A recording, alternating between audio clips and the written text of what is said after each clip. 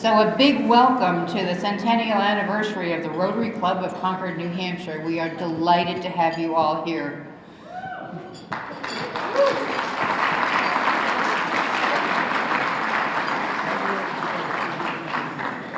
There are actually 11 Rotary clubs represented in this room. We'll get into that a little bit later.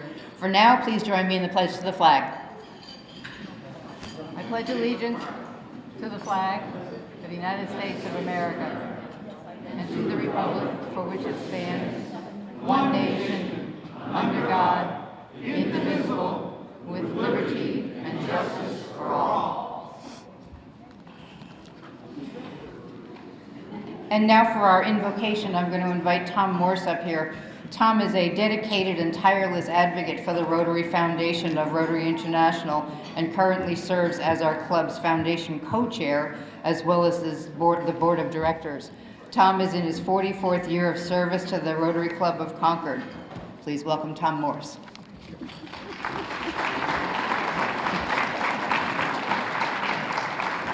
Good evening, fellow Rotarians and guests. I'm honored to say that I brought my comfort animal. With a light. With a light. My wife, Nancy. Shall we bow our heads in our spirit of the universe? First of all, just look at you here. It is unbelievable. Spirit of the universe, as we welcome all to this event today, we invoke thy blessing upon this meeting and upon people of goodwill everywhere. May we prove ourselves worthy citizens of our country, our state and city, devoted to truth, sincere in fellowship, confident in steadfast faith, and given to service. As we celebrate the 100th anniversary of our club, bless all former members of our Rotary Club who have moved on, passed on, or opted out. We pray that each one caught something of the spirit of our service, bloomed a little fuller, shined a little brighter because of this service experience. Bless all present members of our club, that each will show a little more, give a little more, and be a little more because of the service experience. We pray for the service that is best qualified to minister to our community's highest welfare, the spirit that makes for better friendships, understanding, goodwill, and cooperation, the spirit that permeates life, making it more harmonious and beneficial to all. Amen. Thank you, Tom and Nancy.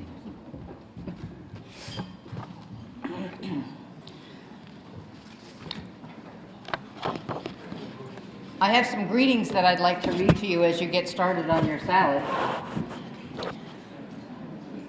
Governor Sununu was invited to be with us here tonight, but he could not make it. He did, however, send a commendation for me. So I will read this and we'll display it out back for a little later. The State of New Hampshire, by His Excellency Christopher T. Sununu, Governor, a commendation in the year of our Lord 2023, Concord Rotary Club 100th anniversary. Whereas Rotaries around the world have worked to promote better health, eradicate disease, build communities, support education, provide clean water, and much more throughout its long storied history. And whereas the Concord Rotary Club received its charter on December 15, 1922, and has been serving the community and the world for the past 10 years. And whereas throughout the last 100 years, the Concord Rotary Club has been involved in numerous charitable activities, including outreach and support for the homeless, food pantries, scouting, independent living, robotic teams, drug counseling services, among many others. Whereas members of the Rotary Club have traveled internationally to support communities around the globe in need, traveling most recently this spring to Donley, Honduras, where they helped local residents during a 2-week stay by offering dental services, construction services, and assisted with developing sources for clean water and sanitary facilities while supporting and encouraging local education opportunities. Whereas the many Rotary clubs in New Hampshire are a strong presence in their local communities, and their contributions they make to their communities are invaluable. Now, therefore, I, Christopher T. Sununu, Governor of the State of New Hampshire, do hereby commend the Rotary Club of Concord for its dedication and hard work to the community over the last 100 years, and wish them the best of luck in the years to come. From the Governor.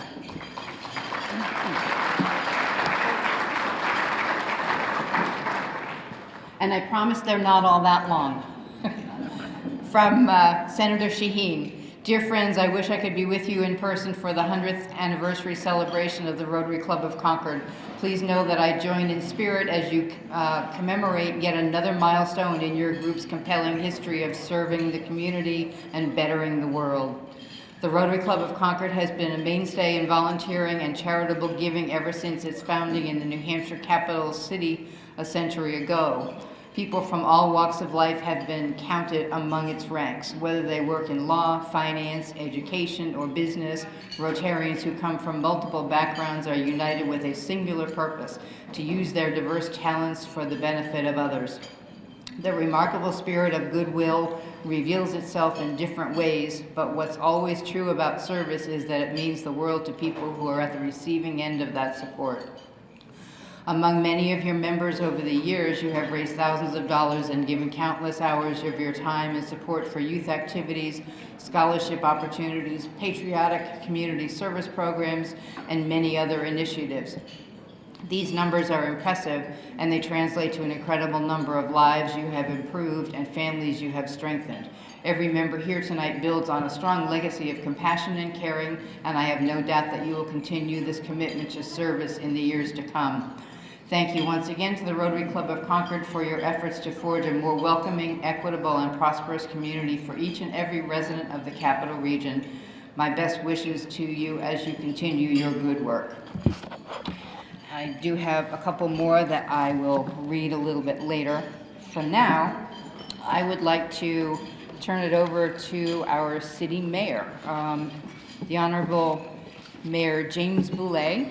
He is the longest serving mayor in Concord and the longest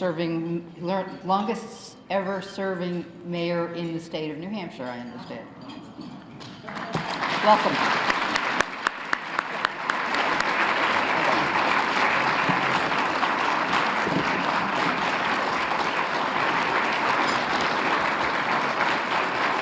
Oh, trust me, it's not that big a deal. Well, thank you. That was very kind. So, it is great to see so many friends and folks here in this room. There is not a surprise when you walk in and see so many folks who are leaders in our community sitting around these tables. And I think, you know, talking about service and what you give back to this community, you are the folks to do it. So thank you. I always like to start every time I get to speak and say, welcome to another great day in the city of Concord, because today is a great day. Just look around. Congratulations to the Rotary Club of Concord and its important milestone this evening. If you saw the recent Concord TV video, because I know that's what you do, you will see it has featured the past president, Warren Emily, and the current president, Ginny Feiner. And you may already know this in case, how many people have seen the video? How many people are going to watch the video after I do this? That's the right answer. You may not know this, but in case you do, the club actually met on the roof of the gas holder building in 1925, and they have a photo to prove it. So just as that gas holder is a cornerstone in our community, your organization is one of the cornerstones of our community as well. You have supported many of the nonprofits and initiatives through a variety of projects. They include water stations, Rotary Park, the sunscreen stations at our community pools, the Rotary Club cleanups in our city parks, and the list just goes on and on and on. But we want to say we are very humbled and grateful as a city for everything you do and what you continue to do to make our city so strong and great as it is. So I truly wish you all the best as you continue forward into the next century. Thank you again, and I believe I've met Chris, your time frame of being short and sit down. Is that correct? Yes, you got it. All right, thank you. Go ahead.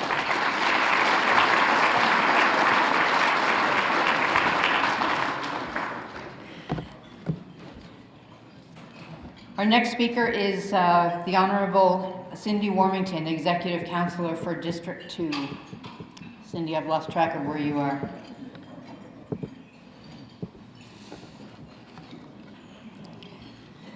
Cindy Warmington is an attorney and politician serving as a member of the Executive Council of New Hampshire from the 2nd District. She was elected in November of 2020 and assumed office on January 6th of 2021. Welcome, Cindy.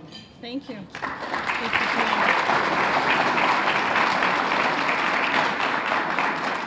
Thank you all. I'm Cindy Warmington, and thank you for inviting me to celebrate with you for your 100th anniversary, truly a century of service. So thank you. As the Executive Counselor of District 2, I represent Concord, but also 80 other cities and towns from Keene to Upper Valley, all the way up to Littleton and even the Mount Washington Hotel.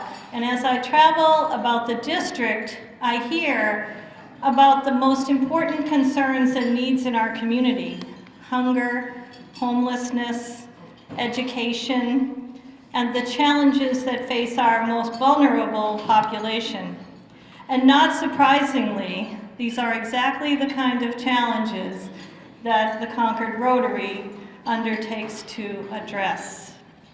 Your work at the Friendly Kitchen, Camp Spalding, the Merrimack County Nursing Home, all go to benefit our community. Your scholarship program helps to open educational opportunities for our future community leaders and for future Rotarians, I guess. The fundraising that you do benefits nonprofits all throughout our city and area, and it helps them to serve their missions. Through your work, you make our city a better place to live, for families to raise small children, and for small businesses to grow and thrive. I thank you all for your commitment to service. Congratulations again on your 100th anniversary. I don't know if I beat you, Mayor Boulay, but I think I kept it short enough. Thank you all.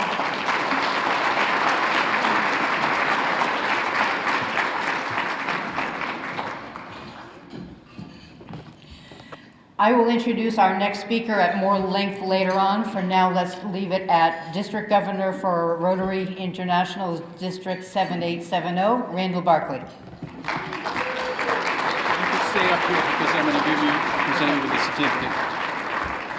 So I clearly understand that we have to keep this short. So it gives me great honor to be here on your 100th anniversary, but I've also received a letter from Jennifer Jones, our first female president in 117 years. And what she said today was, "Dear Rotary Club of Concord members, I am honored to congratulate the Rotary Club of Concord on its 100th anniversary. Since your club was chartered, you have made the commitment not only to represent Rotary in your community, but also to do significant, meaningful work from which your community will benefit." And I'll jump to the end, and hopefully President Jenny can share the whole letter with you. Congratulations once again on your 100th years. I know that you will continue to serve your community and beyond for many years to come as we imagine Rotary in this year. Thank you so much. Oh, and I have a certificate. Looks like the 75th year one at the back of the room back there. And where's Jenny? And so it says, honoring the 100 years of membership, the Rotary Club of Concord, New Hampshire, USA, admitted 15th of December, 1922. Thank you. Thank you. And I'll leave that with you. All right. Thank you very much. Cheers. Our next speaker is Heather Faria. Heather is the Executive Director from the Pope Memorial SPCA in Concord. Where are you, Heather? There she is.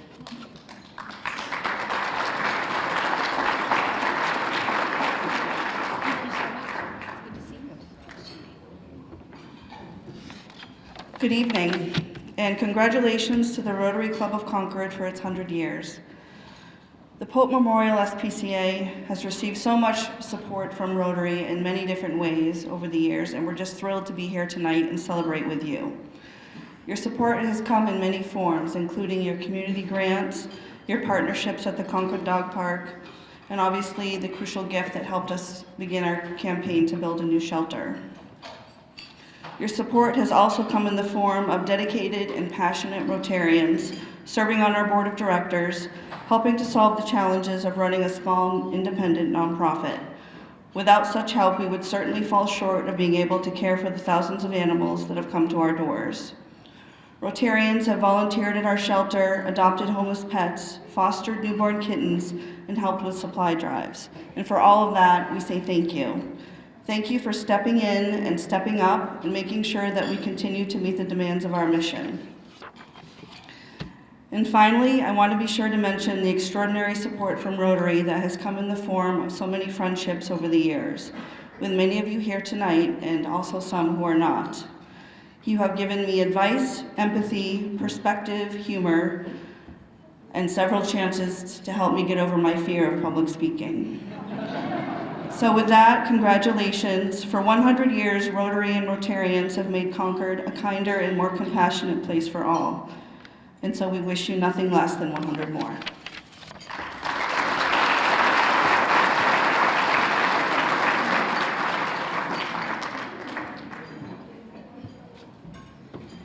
Thank you so much, Heather.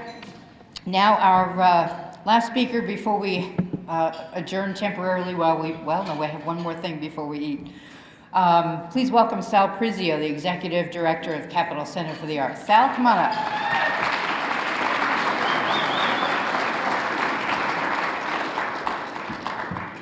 Thank you very much. Good evening, everybody. Hope everybody's enjoying their salad. That's good. Give it up for the salad, all right.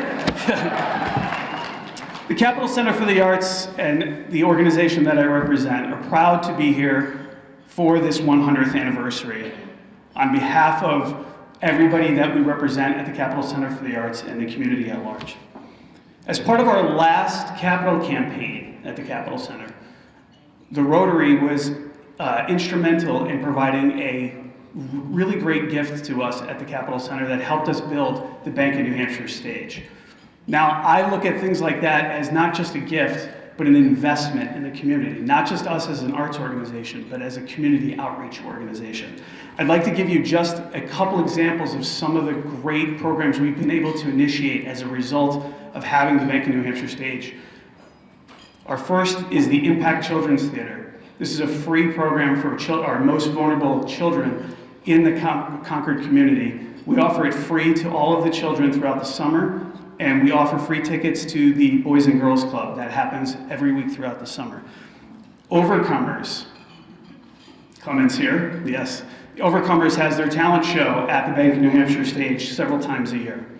We have a wide assortment of great comedy, music, any sort of talent for people to come and enjoy here in the Concord region. We have a global arts and music series. It's a great opportunity for people to come and experience different arts and different cultures. The number of people that come into our buildings on a regular basis frequent all of the restaurants and all of the other stores in the community. So it's a really fantastic investment back into it. And the last project I'd like to talk about really quickly is our Culinary Artist in Residence program, where we have worked with new Americans in the community who have gotten together, and what they do now is we have a restaurant in our building that they're able to use until the time that they can save up enough revenue to open up their own brick and mortar or their own food truck. All of these things couldn't be possible without the investment of great groups like the Rotary. So on their 100th anniversary, I say thank you. Thank you for your investment in the community. Thank you for the investment in the Capital Center for the Arts. We will pay it back 10 times more, and I appreciate that. Have a great night. Enjoy, and congratulations on 100 years.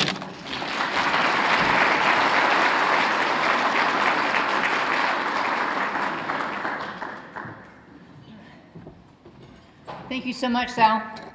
So while Sal was talking, I happened to glance over and see some Rotarians singing. We do that from time to time. Warren, where are you? Come on up, Warren.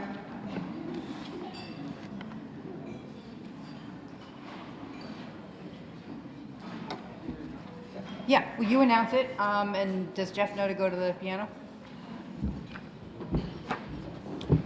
Good evening, everybody. My name is Warren Emley. I have the wonderful privilege of welcoming all you vocal singers, musicians, what is it called? The Concord Rotary Chorus. Well, don't get your hopes up too high. It's been like pulling teeth out of a chicken. However, the song that we're going to sing is called "It's a Great Day to Be a Rotarian." This song was written by a Rotarian in Ann Arbor, Michigan, the year 2013, to celebrate the incoming president of Rotary International that year. And it was such a catchy tune with some great lyrics that I said, boy, for our 100th, let's put this together and let's sing this song. So I'm going to ask all of you Rotarians, whether you volunteered or not, to stand up and herd on over to this area here where the piano is, and any family members, Rotarians that are not Concord Rotarians that want to sing, the words are on the table. Yeah.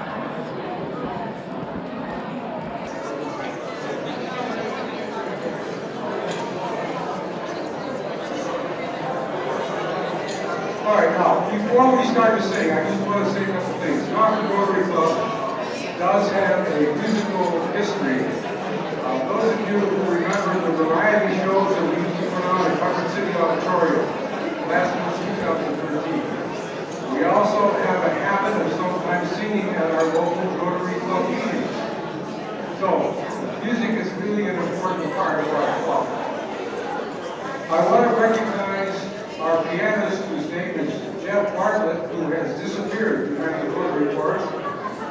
But Jeff is a high school student at Derryfield. He lives in Concord, and in true Rotary style has volunteered to be our pianist, and he is lights out. Let's have a hand for Jeff. Way to go.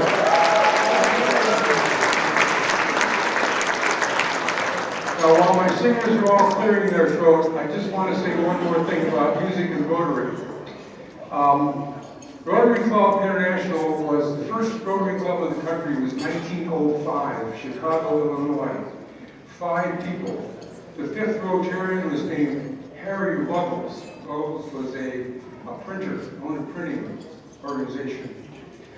And at one meeting there were maybe 19 Rotarians sitting around the table.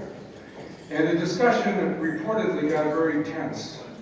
And people started arguing, and no one was going in. And suddenly, the conversation stopped. And this is a Rotary meeting, folks. So Harry Ruggles jumps up on a chair, and he says, "Hey, fellas," it was all fellas in those days, "let's sing 'Let Me Call You Sweetheart.'" Let me call you sweetheart. So, for better or worse, whether they knew what they were doing or not, they all stood up and they sang this song. Well, what happened after that? We don't really know, but you can imagine. The smiles broke out, back slaps. "Geez, I didn't know you could sing." "Well, I can." That wasn't me saying, all this kind of conversation going on. From that point on, that Rotary Club had songs at their Rotary meetings on occasion, and it spread throughout Rotary. Singing, folks, is a real icebreaker, whether you can sing or not. And by the way, this is not an audition chorus. But I said, even if you don't sing, just read the words and smile. So, I don't know how this is going to sound, folks, but we're going to give it a shot. It's a great day to be a Rotarian. Jeff, are you back there? Yeah. All right, we've had a request to hear the song once all the way through. Is that a vote? Let's sing, hey! It's a great day to be a Rotarian, and to join men and women like me. We all do our best to live the forward task. It's a Rotary.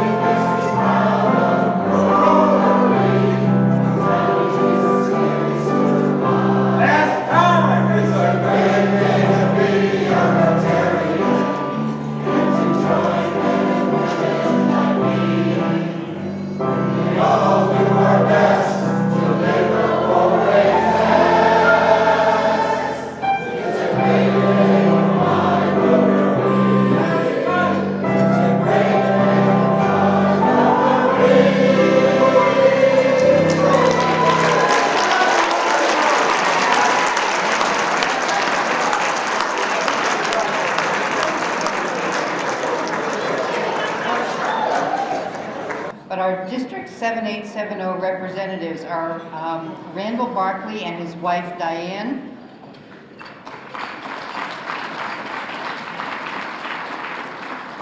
David Satterley, the District Governor-elect.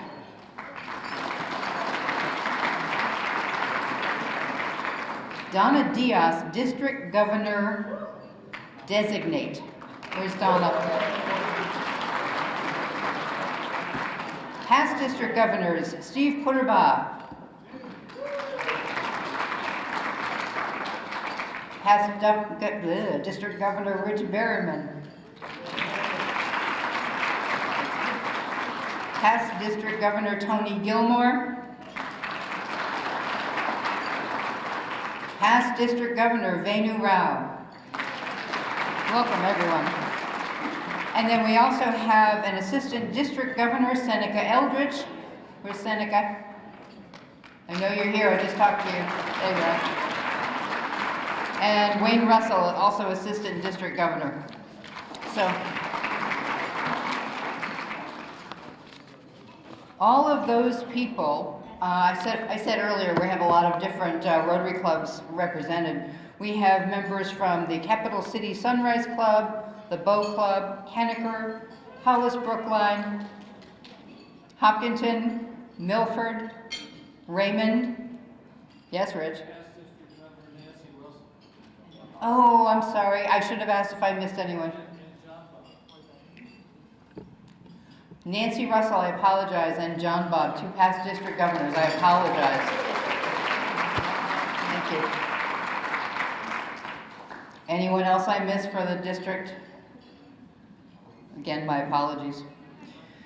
Let's see, where was I? Milford, Raymond, Fairhaven, Vermont, Wallingford, Vermont, White River Junction, Vermont. All of those clubs are represented here this evening.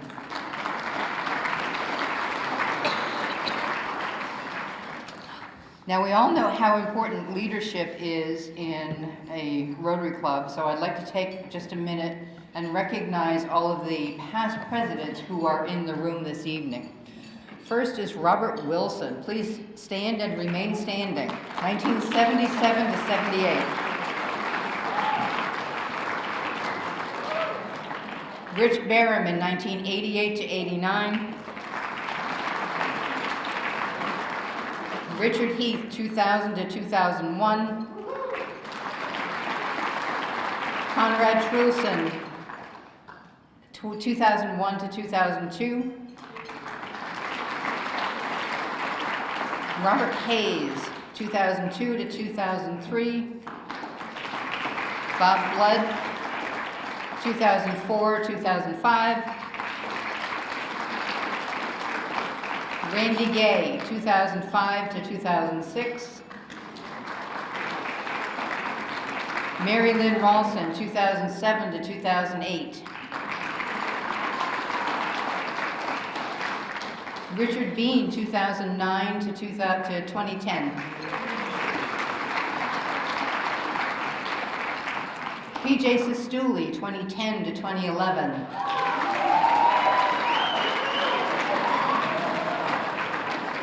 Doug Goldman, 2012 to 2013. Gary Miller, 2014 to 2015. Simon Keeling, 2016 to 2017. Alan Blake, 2017 to 2018. Nancy Parker, 2018 to 2019. Warren Emily, 2019 to 2020. Tim Britton, 2020 to 2021. Peter Hollenberg, 2021 to 2022.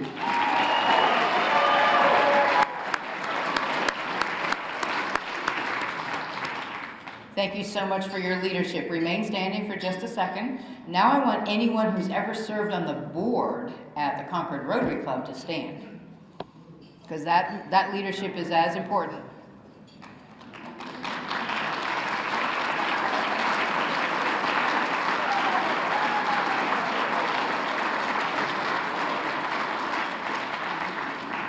The board is where we get our ideas and bounce our ideas off of, so they're very important. Thanks so much for helping me out.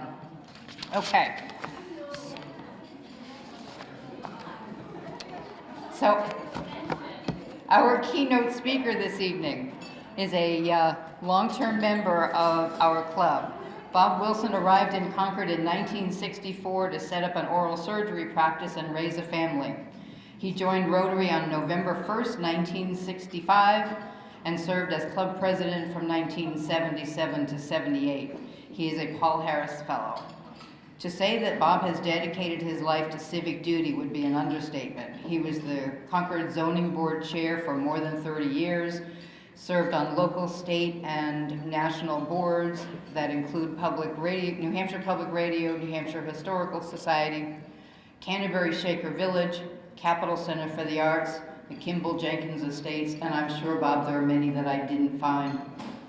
Bob currently serves as our co-chair for our Rotary Foundation Committee and also provides transportation to medical patients through one of our local nonprofits. Please welcome Bob Wilson.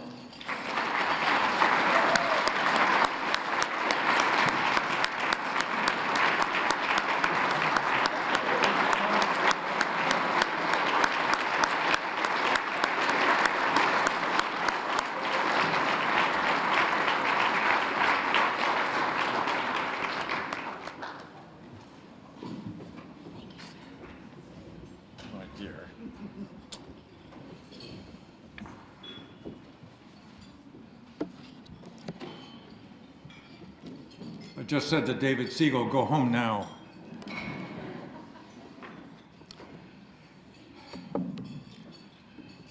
President Ginny, District Governor Randall, Mayor Booley, fellow Rotarians, friends, guests, honored guests, I'm very flattered to be here tonight to speak about my favorite Rotary Club.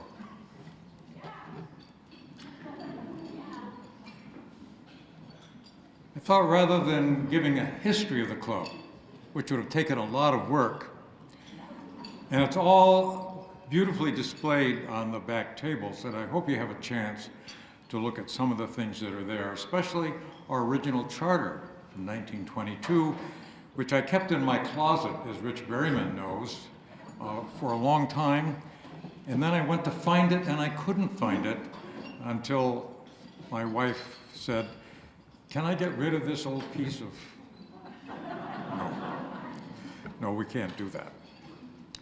So rather than talk about the history of the club, I thought it might be a better exercise to look at the history of Concord and how it has impacted the Rotary Club.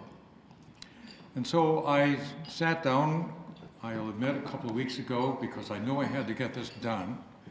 And I got it all done in one night. I thought back to my days in college doing all-nighters, and I thought I'd given that up 70 years ago, but apparently not. But when I got done, I suddenly realized that this was a story about two Concords and two Concord Rotary Clubs. So let's see how this all plays out. In 1960, the population of Concord was 28,000. In 1950, the population of Concord was 27,000. So in 10 years, we had gained exactly 1,000 people. The city had a reputation of being a city in a coma. And perhaps there was a reason for that, because at the intersection of Pleasant and Main Streets was the only, and I do mean the only, traffic light in the entire city of Concord.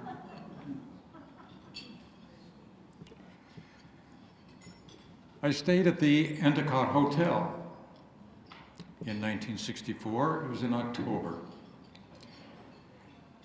And I stayed at the Endicott Hotel because I had tried to make reservations at the Brick Tower Motel in Bow, and they were full, and they directed me to the Endicott Hotel, which they owned. I stayed on the second floor after paying my $4 for the night. And on the second floor was the bathroom for the second floor. And in my room was a chamber pot. The room was spotless. It had just been redecorated. And I listened to the Tenny chimes going to sleep that night, sounding out the hours from a rooftop broadcast system on Main Street. I had dinner that first night at Harry's Steakhouse. It was one of the 3 restaurants on Main Street, Vegas's at one end and the Abbott House a little further out. I had met Emil Samaha, a dentist who had recruited me through a friend of his that was the chair of the dental department at the Children's Hospital in Buffalo, New York, where I was completing my residency at the Millard Fillmore Hospital. He introduced me to Horace Blood, who took me on a tour of Concord and showed me what was to become my office location at 194 Pleasant Street for the next 40 years. I met several dentists who hoped that I would come to Concord because there were only 2 other oral surgeons in the state of New Hampshire, one in Manchester and Gordon McAllister in Laconia. Gordon was somewhat of an itinerant oral surgeon. He covered not only his Laconia office, but 11 other towns, including Concord. He became my mentor and a very dear friend. During my 3 days of spending the time in Concord, I felt that, okay, this might be a city in a coma. But it was the place where I found out that offers were made to executives to move out of Concord to go to higher positions in other cities, and they would turn it down because they wanted to be in a comfortable, family-oriented community with all the services that they could want. So although I now live in Hopkinton since 1997, I've always considered that Concord is home. Concord was home in the 1960s to 5 strong local banks and a federal savings and loan company. It had several independent pharmacies. IBM had just built its Northern New England headquarters on North Main Street. Rumford Press was the city's largest private employer. Except for the state of New Hampshire, it was publishing the Reader's Digest, Life magazine, and Time magazine. It was such a large operation that the B&M Railroad actually ran a spur into the building for loading purposes. Sprague Electric on the Heights and Beatty Electric in Pennacook were large manufacturing facilities employing hundreds of employees, primarily women. There were 4 independent local insurance companies: United Life and Accident, Concord Group Insurance, Manufacturers and Merchants, and the Phoenix Fire Insurance Company. Blue Cross and Blue Shield of New Hampshire and Vermont were headquartered in Concord. Concord Lumber occupied where we are now having a lovely dinner.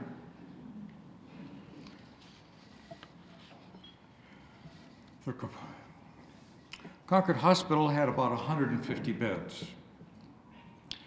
It had 55 physicians and 15 dentists. The emergency department was on the second floor and consisted of 2 rooms, staffed by 2 nurses for 3 8-hour shifts. All the doctors on the staff saw all emergent patients in those 2 rooms, day or night. There was one group practice in Concord, the Concord Clinic. It had bought the nurses' residence from what was left of the Margaret Pillsbury Hospital on Pillsbury Street. All the other physicians and dentists had their private offices in either refurbished homes or on the 2nd floor on Main Street over commercial businesses and on North State Street. It had a new administrator, Norman Brown, and a new board chairman at the hospital, Richard Jackman. The hospital had fallen on hard financial times when they were hired, and Horace Budd told me that Norm Brown had to go to Souther's Market with cash in hand to buy food supplies for the hospital. So poor was the hospital's credit. To those 2 dedicated men, the foundation for what Concord Hospital would become was laid. Interstate 93 had recently been completed, and where Loudon Road crosses the highway, there was a large roundabout instead of the current overpass. Just beyond the roundabout was the New Hampshire Highway Hotel, a sprawling, essentially 1-story wood building. It was dubbed the other New Hampshire State House because many legislators stayed there and conducted business out of sight of the public. There were 4 male social clubs.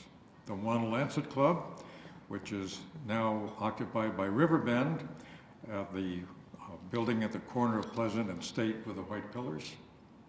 The Passaconaway Canoe and Snowshoe Clubs. There were 2 female social clubs, the Junior Service League and the Women's Club, which still occupies its building on Pleasant Street. The 3 male service clubs were Kiwanis, Lions, and Rotary. All met at the New Hampshire Highway Hotel, as did the female service club, the Zonta Club, which was formed in 1957. The wives of the Lions Club were called Lionesses. Rotary members' wives were called Rotary Anns. I don't know what the husbands of the Zonta Club were called. Someone had a speculation, and I dare not repeat it. Unlike Manchester, Concord was not divided ethnically. While there was a substantial Scandinavian population who worked the granite quarries and lived in the north end, much of the residential fabric was homogeneous. The west end of Concord was known as Mortgage Hill because of the larger homes of the more affluent were located there. Even so, such were the times that the house we eventually bought in 1967 had an asking price of $40,000. The realtor showing us the house on Kensington Road said that such an asking price was just totally unrealistic. No house in Concord had ever sold for $40,000, and I should offer $10,000 less. I did, and we lived there for the next 31 years. So what does all this have to do with the Concord Rotary Club? The club, from its founding in 1922, was somewhat of a secret in how it selected its members. I had been invited that first summer to 3 meetings at the New Hampshire Highway Hotel by 3 different members. I thought it was for lunch, and it was for lunch. But unbeknownst to me, Horace Blood had submitted my name to the membership committee, and they had to search for a classification. There was already a dentist, Jack Mudge, and a dental surgeon, Phil Martin, in the club, so an inquiry was made to Rotary International could there be a classification for oral surgeon? After getting a positive response from RI, my name was put forward to the membership for approval with a vote scheduled for a couple of weeks later. I don't know what the vote was, but the chair of the membership committee called and asked to meet me for lunch. We met, and for the first time, I learned that I was being offered membership in the Concord Rotary Club. The rules, especially concerning attendance, were explained that if I missed 3 meetings in a row without a makeup, I was going to get a phone call from the president. If I missed 4 meetings in a row without a makeup, I was going to get a call from the membership committee chair saying that I was no longer a member. It was tough.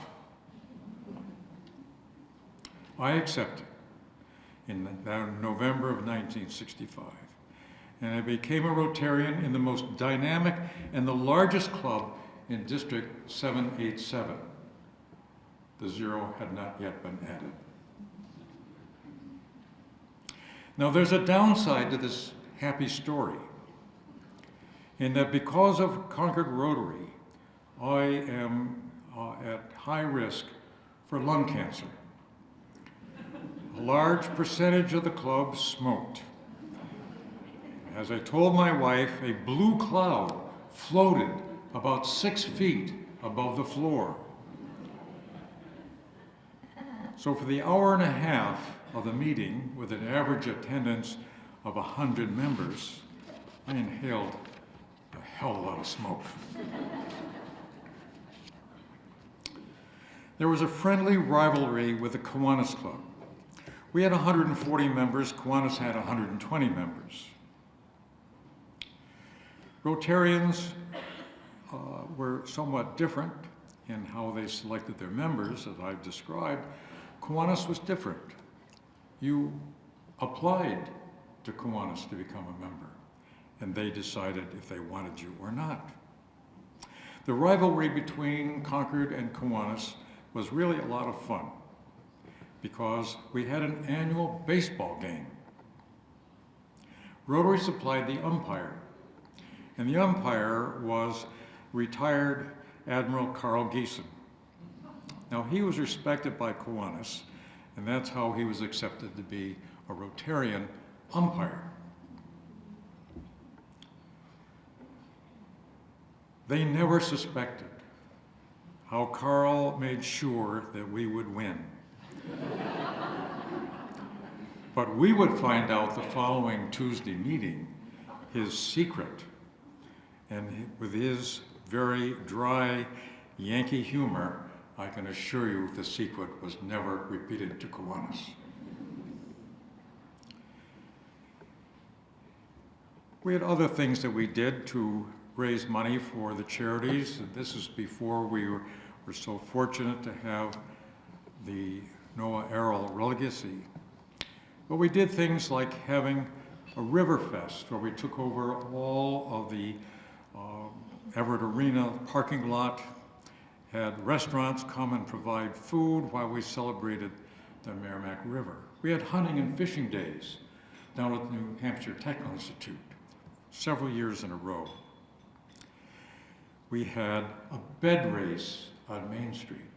If you wanted to see something really funny, you wanted to see various groups throughout the city pushing real beds with people on them down Main Street. We had 3 performance musical reviews, each with a theme for Martha Cooper to create the most marvelous programs at the City Auditorium. I'm sure that Martha is still having nightmares over trying to teach me how to sing the Ballad of the Green Berets. It was not fun. Our new meetings were quite different than now. There were cliques and you've got 140 plus members. That can happen, unfortunately. And if you were unaware of certain tables being occupied by certain members, and you sat there, you could soon feel uncomfortable. I know, because I did it more than once. Each president tried to break this habit, but other than the birthday table, you always saw the same men at the same table every week. Each month had a birthday table in which all the members whose birthday fell during a month sat at one table. My month, March, was commanded by George Walker, the president of Concord Group Insurance Company. He always brought a bottle of champagne, and Peter Shapiro, a lawyer, brought a birthday cake. After consuming the bottle of champagne, we found that the birthday cake did not mute anything, and things got kind of funny. At each meeting, one member was assigned to tell a joke. Being all male, the jokes were sometimes slightly off color. Not terribly, because you could often see the waitresses off in the corner and they were laughing. This little part of the meeting came to an abrupt end when the male world of Rotary was turned upside down. Rotary International had discovered women.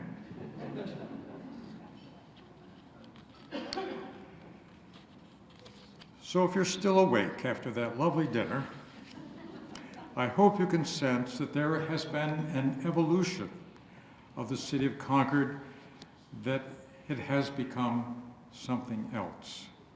And that the Concord Rotary Club from the 1960s is different. And so thinking of the 1960s to the city and the Rotary Club of 2023, let me tell you that we no longer have the banks, the printing companies, independent insurance companies, independent pharmacies, independent physicians, independent anything from which to draw owners and executives of commercial and professional entities for membership in Rotary. United Life and Accident Insurance Company was bought by Chubb Life Insurance Company, which was bought by Lincoln Financial, which took it to Chattanooga, Tennessee. Concord Group Insurance Company, after 98 years, headquartered in Concord, left town last month for Bedford, of all places. Blue Cross and Blue Shield of New Hampshire, Vermont, was purchased by Anthem. They now live in Manchester. Only the Merrimack County Savings Bank is left of the local banks that fueled the businesses of Concord for over 150 years. Concord is now a service economy powerhouse and a population of 43,000. Just look at Concord Hospital. From a professional staff of 70, it now has hundreds of physicians and professionals in the health field, with Dartmouth Hitchcock right across the street. It is Concord's largest private employer. Look at the service agencies helping the influx of new Americans to navigate American culture, dealing with the homeless, the mentally ill through Riverbend and the VNA, giving adults a second chance at education, the homebound helped by the Friends program that Lyman, Clint, Cogswell, and me provide rides to medical and dental appointments, and sometimes shopping. Banks that are in Concord now are seemingly banks that are based elsewhere, not just outside of Concord, but outside of the state. Everybody seems to have rotating executive directors of these banks and other offices that have moved to Concord. They seem to rotate rather frequently, so it's hard to find people who are going to commit for a long-term position in the Concord Rotary Club. There are more of them than I can count. So is it any wonder that Rotary membership has changed in how the ability to attract and keep members has become complicated?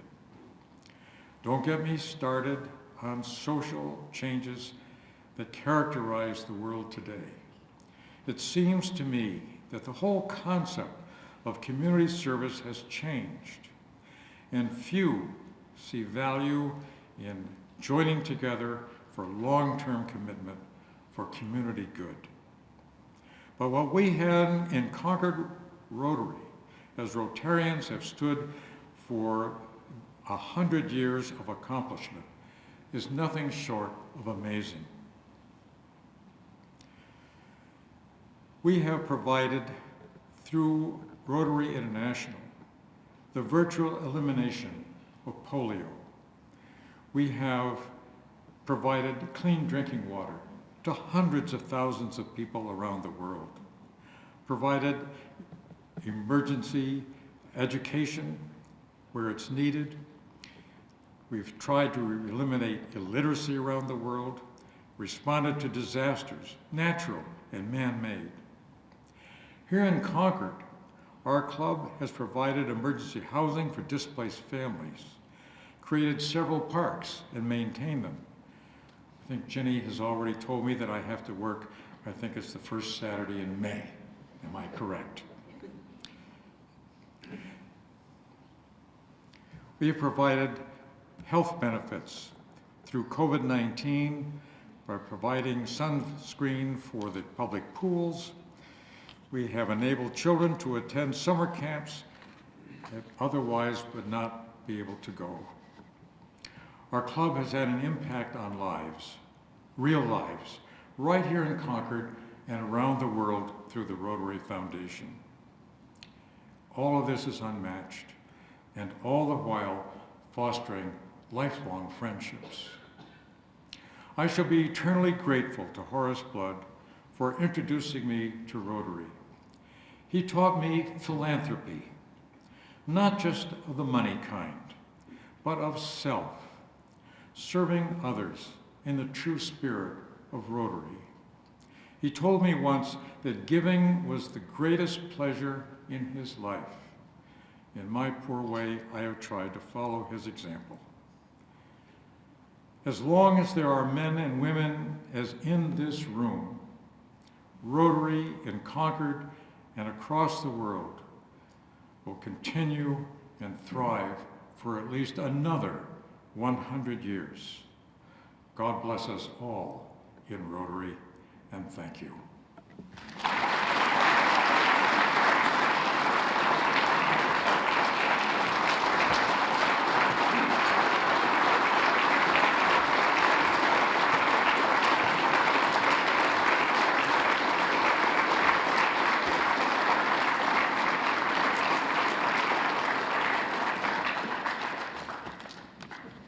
Thank you so much, Bob.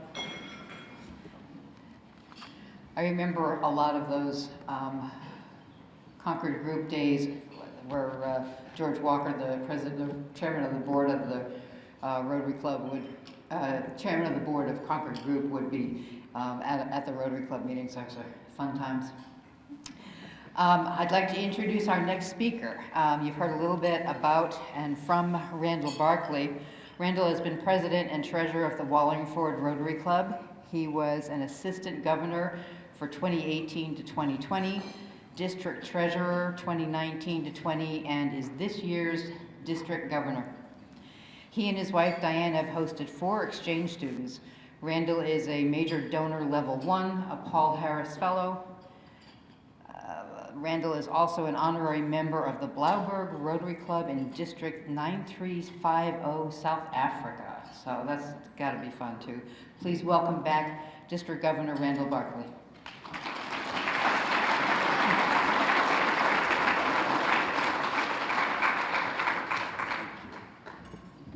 Can I take the microphone now? Okay. Thank you. It is a pleasure to be here. It is always difficult to be near the end. So first of all, Jim, I want to thank you. Mayor Jim, thank you for taking a poll of everybody in the audience. So I know there are only 5 people here who watched that video, so I can quote liberally from it, but thank you. The other thing I want to thank is past President Warren Emily and President Jenny for doing that wonderful video. Almost all of it I was going to say today, so I'm going to have to make some changes.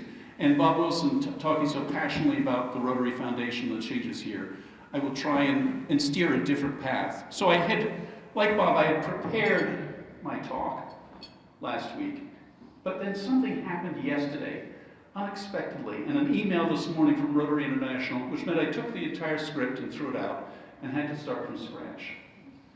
So yesterday, as I was doing my work, I found that somebody had donated $250,000 to the Rotary Foundation from this club. That's pretty amazing.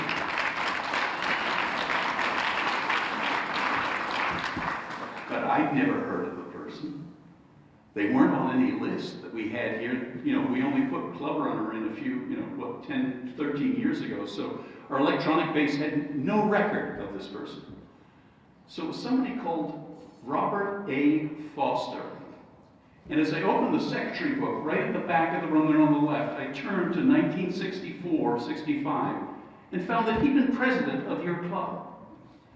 And then I called District Pastor Governor Tony Gilmore. Is Tony? Yeah, Tony's over there. And he said, you know that little chat that Bob talked about before you become a member? Robert Foster did the fireside chat. So he must have done it for a lot of people who came into the club at the time. I don't know, Rich, if it was the same for you. So, but we don't know. Rotary was at a loss because it didn't come from a Rotarian. It came from a non-Rotarian in Bob Foster's name. And when you give $250,000 or more to the Rotary Foundation, you become a member of the Arch Clump Society. And that's a very rare honor in a district. We only have ever had 2. And the second one was only just nominated last December. So suddenly, we have a 3rd. I have no idea. We can't find an obituary. We don't know how the process happened. But isn't it interesting that a man who joined this club in the early 1960s became president of your club, and then may have moved on and done something else, but still felt passionate enough. There's something that you guys did here in Concord that made him, years later, want to make sure that we can continue the mission, the human mission that we do here in Rotary. So, and by the way, when he's not the only one. There are people sitting in this room, I know, who've made similar commitments to the Rotary Foundation. So I thank you. So, let me come back. What Ginny asked me to do was talk about Rotary and a little bit about the history. So as we know, Paul Harris was the founder, and we at the Wallingford Club love that because while he was born in Racine, Wisconsin, he grew up in Wallingford, Vermont.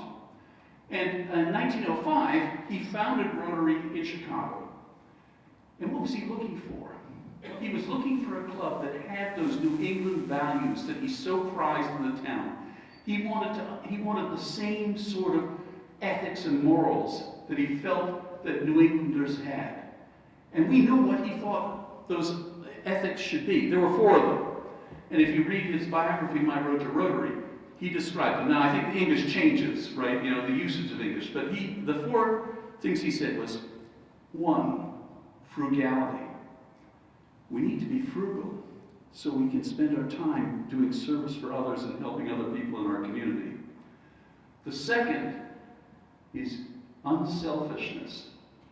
If we're going to work together as Rotarians, we need to be unselfish. But I actually prefer the word, and I think he would have approved, useful. We need to be useful in our community. The third characteristic of a New Englander was integrity. And we know with the 4-way test over here, we prize in Rotary integrity in our personal and in our business work. And lastly, tolerance. And Warren Emily said it very well in that video which I watched last night. Rotary is now open to everybody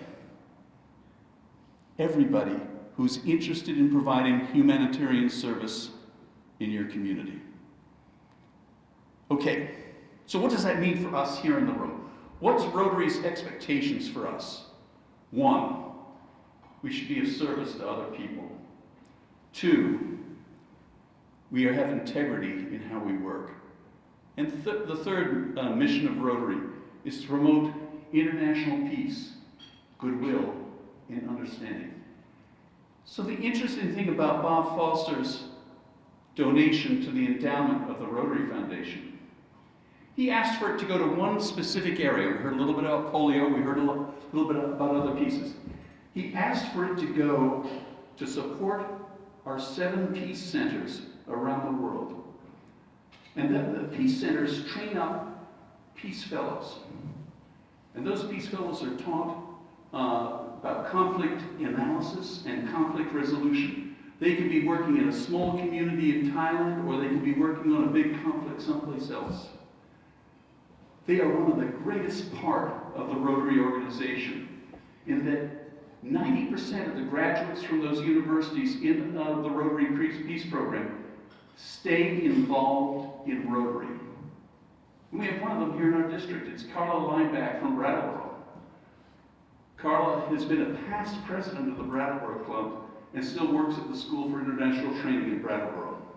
So it is a very important part of what we do. And I'm very excited that that's where he's given his money. So, we belong to a great organization. And so let me talk about something I did hear Bob talk about and Warren talk about. Our vision statement of Rotary is, together, we see a world where people unite and take action to create lasting change in our local communities, around the world, and in ourselves. And for me, the key word there is together. And Warren said earlier that for us to do something by ourselves, a humanitarian effort, it's not going to happen. Or it's not going to happen as well as if we're working together as a team. As a team, we can lever our assets, our strength, and we can get change to take place in our community. I mean, how could a person like Randall Barclay from Wallingford, Vermont, travel to Liberia and be asked by the mayor of Liberia to, why aren't you coming to my conference? Why aren't you coming to my Rotary Project Fair conference? And the next moment, we're sitting down and we're meeting with the vice president of the country. And later that day, we meet with the American ambassador, who took time out of her schedule to talk with us about what was happening from the American perspective in Liberia. That sort of access comes because there's 1.4 million Rotarians in 46,000 clubs around the world. That because we've continued to do the work of Polio Plus around the world. So, let me talk a little bit about how this applies to Concord Rotary. When I watched that video, there was one story that really impacted me, and that was the Waypoint Project, where you, as a group, purchased a duplex here for young people who are coming out of foster care but not ready to live quite yet on their own. But not only did you buy the building, you also went in, you cleaned it up, you renovated it and painted it yourself. So it wasn't just cash that you were giving. You were actually giving your labor and your love to get something done. And I think since 2015, correct me if I'm wrong, President Jenny, it serviced about 45 of the youth in the community. That is a great project. Now, I heard somebody talk about our mission in Honduras, Amigos de Honduras. Where's Shannon Mills? There he is. Shannon and his wife Ann. Shannon, Diane, and I have done 3 missions together, 2 before COVID and 1 post-COVID. This last trip, Shannon ran the medical team, and I think, Shannon, am I right? You joined Rotary because you went on one of those missions and you decided that the work we were doing down there, dental work, medical work in small communities near Donley, building schools and putting pure water plants in, was so important that he wanted to join this organization. And how can we not talk about polio? So in 1979, Rotary decided that it was going to make a mission of ending polio by the year 2000. We haven't quite got there yet. But back in 1979, there were 350,000 cases of polio worldwide. Last year, there were 30 wild polio, and that was primarily in Pakistan and Afghanistan. This year, we've had 1 so far. We're getting closer. So, I want to finish by going back to the vision statement, where we talked about, together we see a world where people unite to take action to create lasting change in our local communities, in ourselves, and around the world. Doing this work, I think Shannon and I would agree, the work we do in Honduras has changed us. The work that Diane and I do with youth exchange students, hosting youth exchange students, has changed us. The work that we do in global grants has changed us. And Rotary needs to make sure it's ready to change for their next 100 years.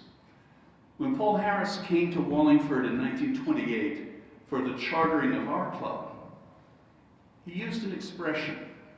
He said, "There are no hitching posts with anchors in Rotary." Now, I guess we have to remember that back in 1928, at least in Wallingford, Vermont, maybe not in Concord, we were still riding horses in the town. And the hitching post where we put our, tie up our horse outside the person's home. Even then, and for the entire life of Rotary, Rotaries have to change and adapt to the times. This is no different today. So what I'd like to charge you with for your next 100 years is be ready to make lasting change in your community and in yourselves. Thank you so much.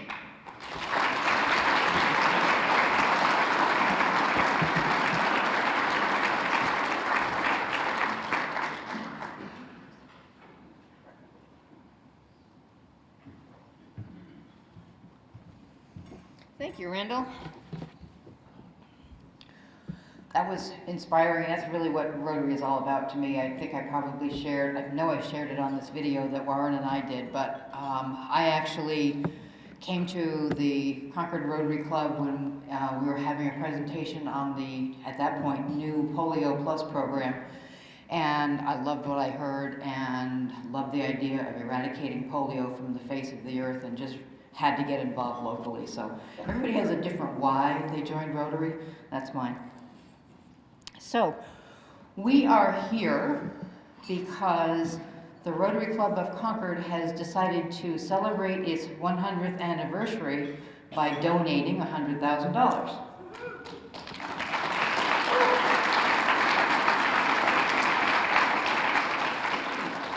Before we do that, we have one little surprise. Alan Blake, can you come up, please?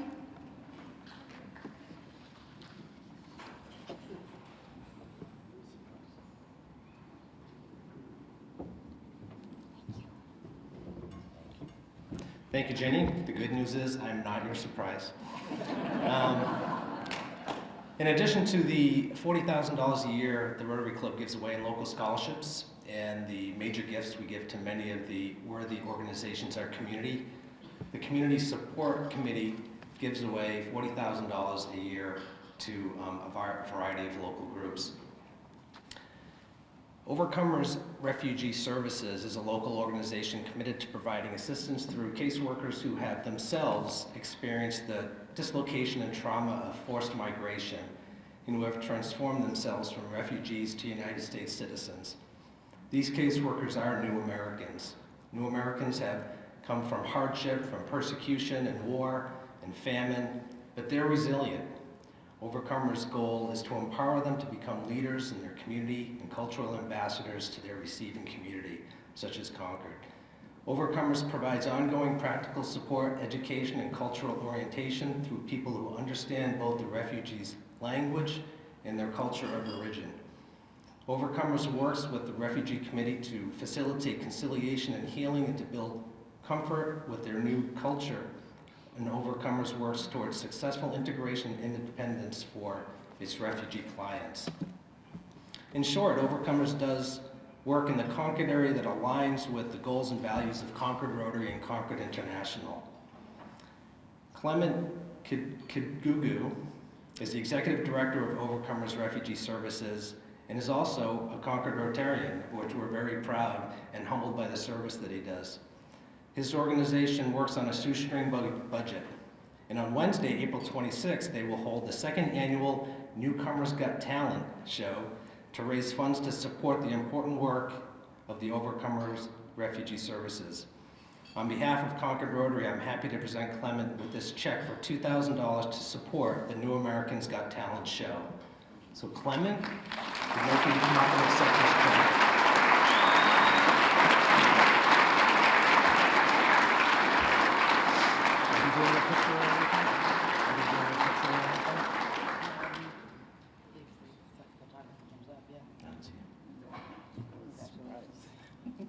Thank you, Clement. Thank you for all you do.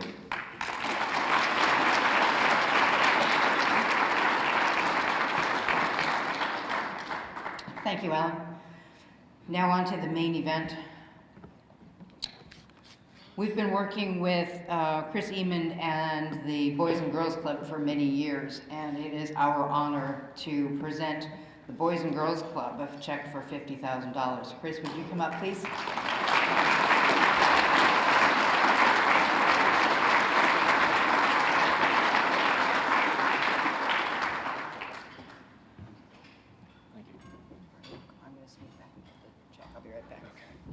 Did you want me to say something? Not yet. I gotta wait. Okay.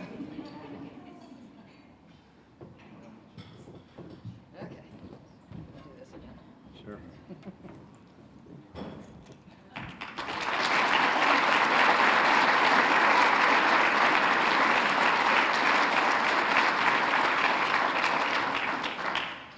So I've asked Chris to share a little bit about how Boys and Girls Club is going to put this money to use. Go right ahead, Chris. Okay.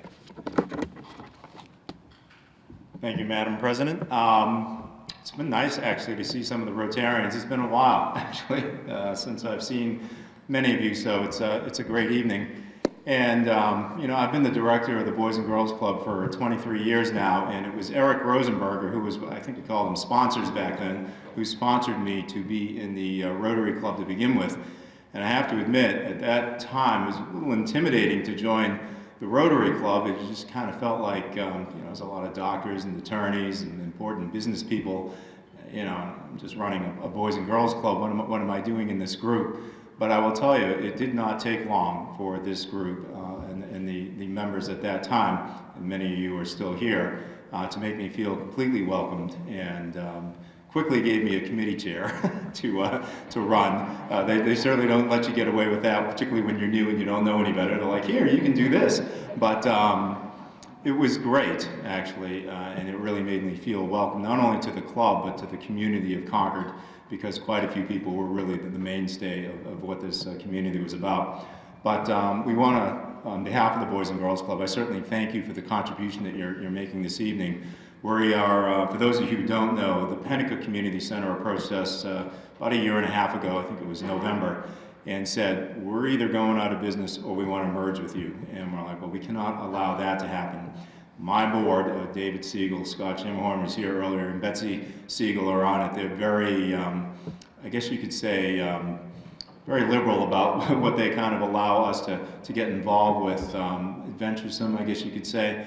But they also understand that the community needs are not just within the four walls of Bradley Street, or now not even within the city of Concord, that there's a lot of need statewide, and that we can share that ability to be able to go out in the different communities and help out. And I know Pennacook is a part of Concord, but it was really important for us to make sure that that entity that had been around for almost as long as we had, 70 years, did not go away.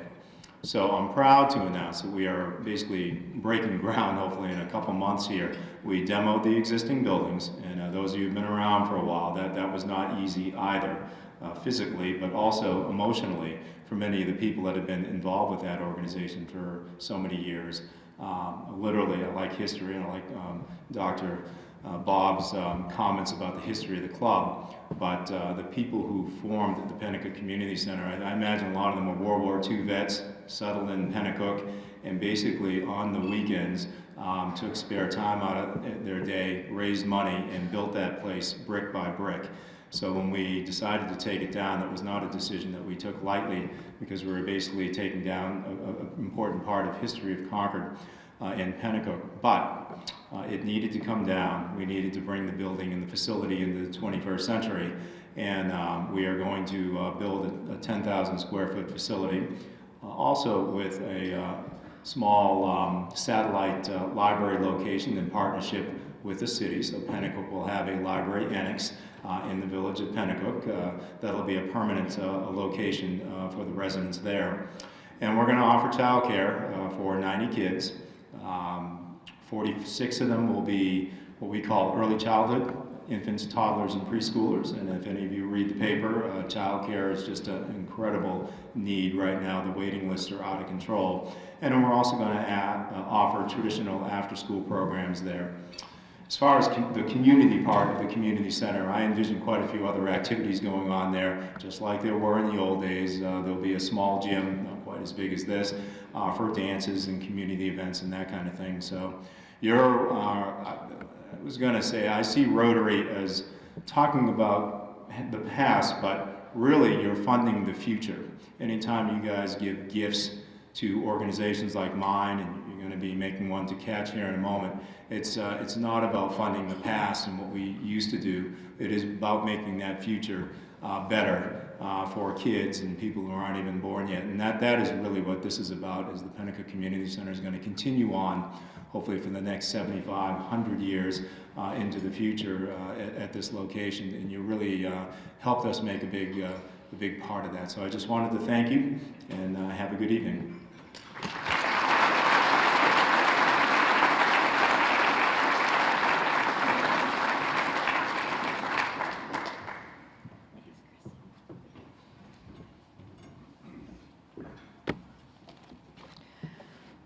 Our second $50,000 is going to Catch Neighborhood Housing. Tom Furtado is here to accept that.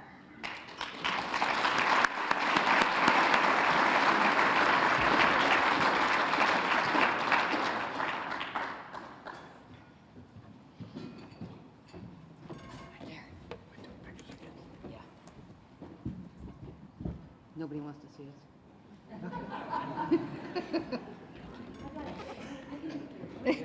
You don't have to.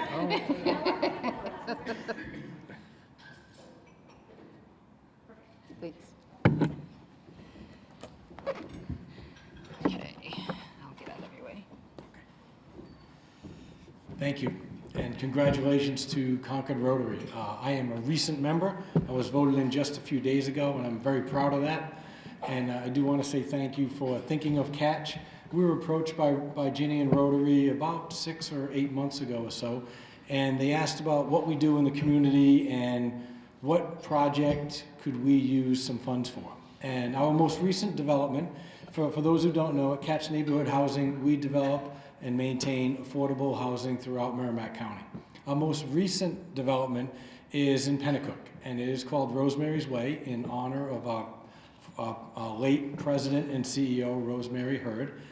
And that project was finished approximately 1.5 years ago, and some members of Rotary asked to come visit the project. So we gladly, very proud of it, and we gave them the 50-cent tour, and we discussed many different things. Our mission at Catch is very simple: creating communities where people are confident of a safe and affordable home. The key word in that tonight is communities. One of the things that the Concord Rotary representatives wanted to do is they're always there to create the community. So one of the things that's very vital to our developments is creating a community of the residents. You know, in an apartment building, it's very easy to have your own home, your own apartment, but where they're successful is when that project becomes a community for those who live there. At Rosemary's Way in Pennacook, we have a significant number of children, more so than many of our other developments. We're not really sure why that is.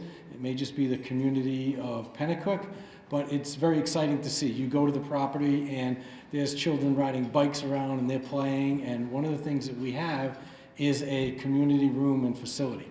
So we thought it was very fitting, and thankfully they agreed at Concord Rotary that they're providing these funds, and we're going to use those funds to really develop the community room and the community space for that development.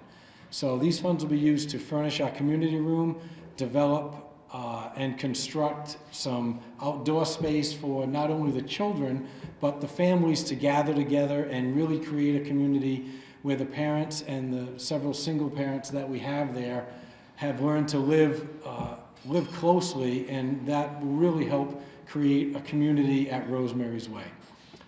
That's what we're planning on using the funds for, and we are so thankful for that, Ginny, and the rest of the club, and thank you very much for everything.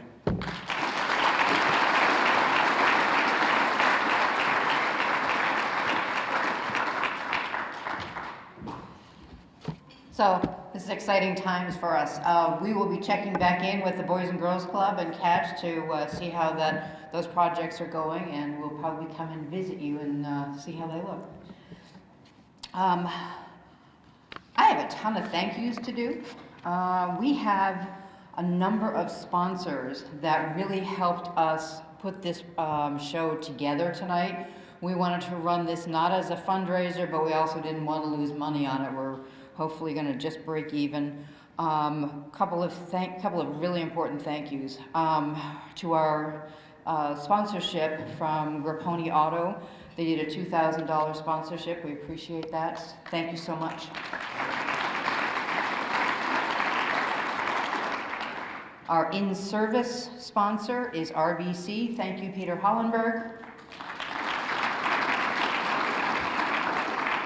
We have 3 $500 sponsors: Dupree Companies, CRDC, and Northeast Delta Dental.